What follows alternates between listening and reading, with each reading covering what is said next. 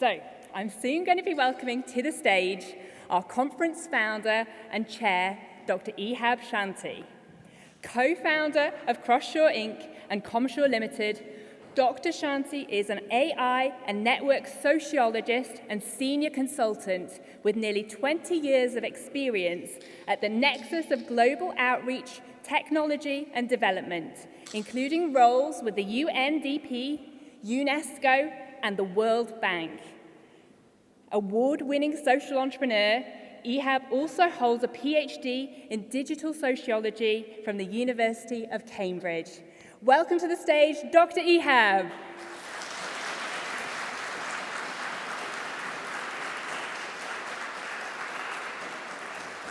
Thank you, Charlotte, and thank you everybody for coming to this, which is the inaugural Cambridge Forum.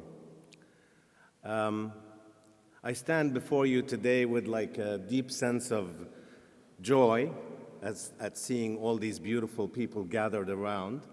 It wasn't an easy journey to get all these beautiful people around, but also with a deep sense of humility. It's a sense of humility that I've always felt almost on a daily basis walking the great streets of the city, Cambridge. Because literally, as you walk in this city, you're walking not just meeting beautiful, ordinary people who will treat you with so much kindness and love, but in the footsteps of giants. Just to think that Sir Isaac Newton used to walk these streets, or Darwin, or more recently, Stephen Hawking used to roam these streets, gives one a sense of deep, deep humility as to the overwhelming weight of history. So it is with that humility that we start today's forum, and it is with that history that we need to think of, many people have asked me, why are you doing this in Cambridge? Why don't you just do it in London? You'll get so many more people. No, it is Cambridge because of that history, and also because if we're doing something about artificial intelligence, this is the city that gave the foundations to artificial intelligence. Almost 100 years ago, a man by the name of Ludwig Wittgenstein also roamed these streets. He was interested in how our language presents barriers to us communicating. And language, he used to say, sets the boundaries of our universe. Which we cannot describe, we do not know. During the course of my PhD research, I went down the Wittgenstein rabbit hole, and he wrote 2 books. Perhaps I'd like to give you just a bit of an anecdote about it. He wrote 2 books. One's called Tractatus, the other's called Philosophical Investigations. And in the first book, he proposed that language has a logic and a structure to it, a geometric structure. So what we're trying to do with language, we're actually trying to create pictures of the world. In the second iteration of Wittgenstein, he said, no, that Wittgenstein was sheer nonsense. We're not trying to paint a picture of the world. What we do is we engage in language games in which the word gains its meaning from the context it's used in. So there's no such thing as good. There's good table, for instance. With that philosophical foundation, Wittgenstein did lay the foundation for natural language processing, which is the heart of what we're going through with generative AI. Another person, again in Cambridge, Alan Turing. We're still using the Alan Turing test to this day. Can machines think? Alan Turing asked. I will not bore you with the history of Alan Turing, but if you are interested about artificial intelligence, you really need to know the work of this remarkable human being. More recently, there's so much talk about generative AI now and so on. Generative AI comes from a form of computing called natural language processing.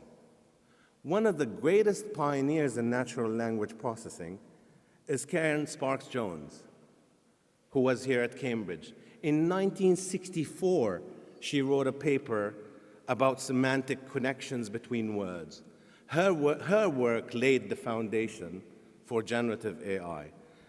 An incredible human being, an incredible woman.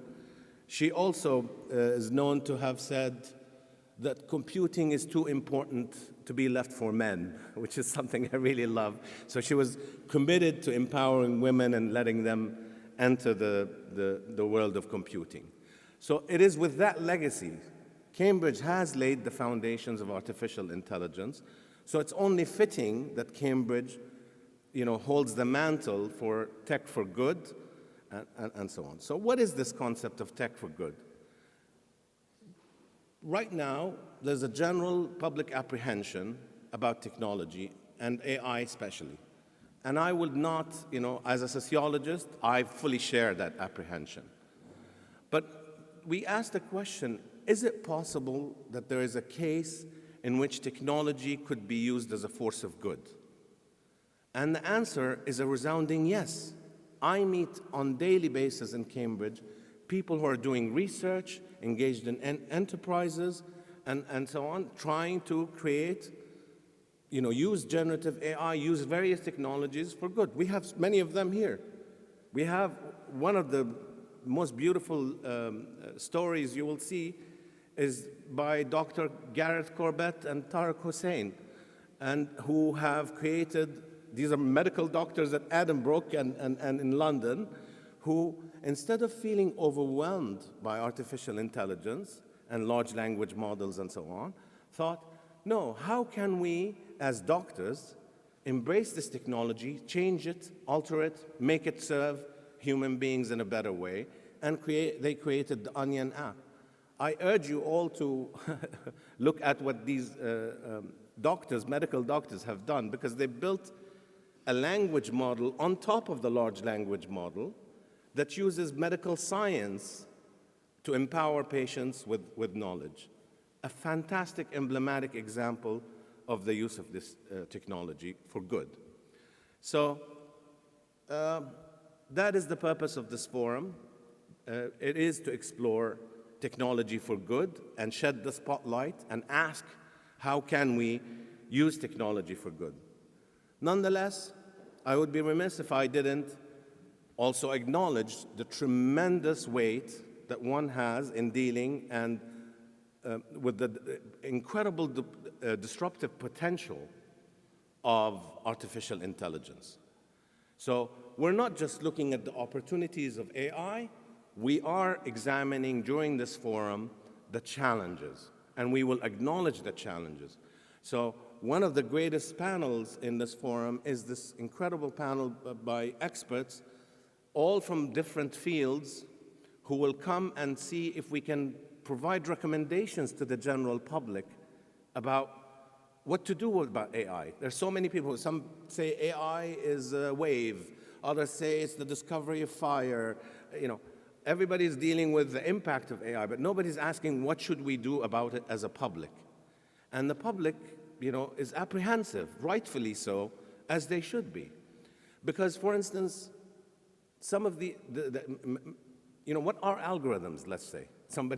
Algorithms are instructions given to a machine to make decisions on our behalf. Who sets the parameters of these algorithms? Are these people who are setting the parameters of the algorithms accountable to the public? So what has been created with generative AI is literally the totality of human knowledge is at stake. And that's not an exaggeration. I spent 5 years researching large language models and so on. We are dealing with the totality of human knowledge. And that's what makes it a significant disruption. So as such, we have a vested interest as a public to look at it. What are its implications on education, law, human flourishing, employment, etc.? And that's what the panel in the afternoon will do. Cambridge Forum is happening in Cambridge, and should only happen in Cambridge, this beautiful city, but it's also a global forum. As you can see, there's over 25, 30 guests who came from overseas. And I think now that they're seeing this beautiful city, hopefully we will trickle a network effect, and many of them will say, what an incredible experience I had. So it is a global forum. The second thing that's important to know about this forum is, if we're saying tech for good, we want to empower people with some good. And as such, it's a skills sharing forum. It's always better to teach the person how to fish rather than to give them the fish. And as such, I'm really honored that we have giants of speakers such as Marty Neumeyer, who will show people how do you build a good brand, how do you build a disruptive brand. And I can assure you, having been in some of these workshops, there will be painful experiences because you will be cornered to think. You need to think and stop and think about how do I build a disruptive brand and so on. But there's also workshops about how do we harness prompt engineering. It's not just about brand, but harnessing generative AI for positives within our businesses, our organizations. So it is a skills sharing forum. And the third thing that's important about this forum is the diversity of backgrounds. We have people here from the United Nations. We have people from entrepreneurs, techies, academics, and so on. Insurance executives. These people typically don't congregate with each other. And I think there's going to be so much knowledge sharing and great notes being shared between all of these groups. Now, I'd like to conclude by saying something. When I was doing my PhD 3 years ago, one of the examiners called it a groundbreaking thesis. I'm very humbled and honored. Another examiner accused me of tech solutionism. So today, 3 years later, I want to tell you, the irony is the examiner said that whilst wearing an Apple Watch on a Zoom call. But today, I want to tell you, I stand here before you guilty as charged. I do feel technology can provide and should provide solutions to our problems.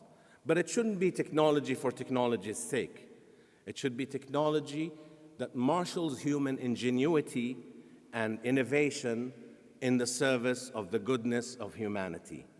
To think not how things are, but how they ought to be. That is the purpose of this forum, and I thank you all for joining us in it.